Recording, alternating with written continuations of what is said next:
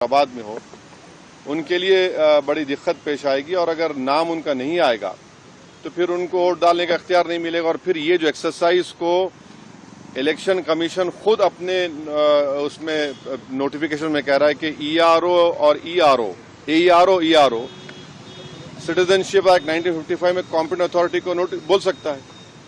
अब जिसका नाम नहीं आएगा वो तो अपना वोट भी खो देगा, उसकी लाइवलीहुड का भी उसको एक नुकसान हो जाएगा।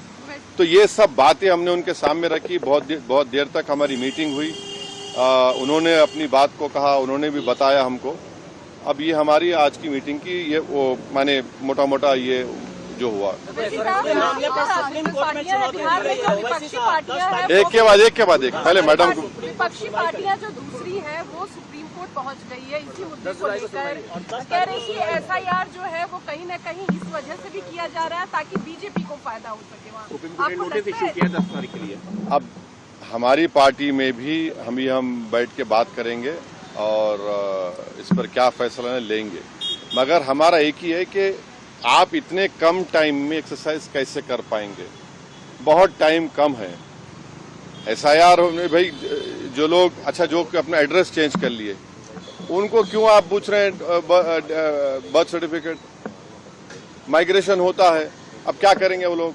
मैं हैदराबाद में बैठा हूं, तेलंगाना के मुख्तलिफ गांवों से हर मेरे ऑफिस को कभी 10 लोग कभी 20 लोग बिहार के आते हैं कि हम यहाँ पर लेबर हैं, बताओ हम क्या करना चाहिए।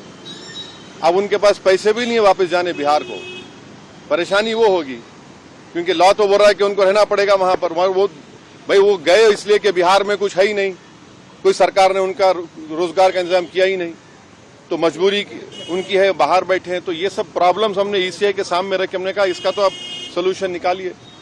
चुनाव आयोग ने क्या भरोसा दिया आपको? काफी अब चुनाव आयोग खुद बोलेगा, मैं क्यों बोलूंगा चुनाव आयोग की तरफ से, क्योंकि वो तो अंदर से आप आश्वस्त नहीं आश्वस्त सवाल नहीं। देखिए हमने ये सब जो बातें आपके सामने रखी हैं, जो पॉइंट्स हमने सामने रखी हैं, उनके सामने जाके बोला हमने कि ये प्रैक्टिकल डिफिकल्टीज हैं, कैसा आप एक महीने के अंदर कैसा करेंगे। तो उन्होंने कहा कि नहीं हम लोग बीएलओस को रखे हैं, वॉलंटियर्स को रखे हैं। तो ये से है कि जल्दबाजी में अगर 15-20% लोगों के नाम भी मिस हो गए और फिर आप देखिए मिस जब हो जाएंगे तो उसका सिटीजनशिप के मामला हो जाएगा। ये तो आप वही तो आसाम का डिओटर हो जाएगा फिर।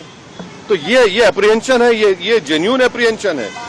सर बिहार कानून व्यवस्था को लेकर बांग्लादेशी रोहिंग्याओं को निकालने के लिए एसआईआर है। अरे देखिए फिर 2024 में किसको वोट डालने दिया आपने?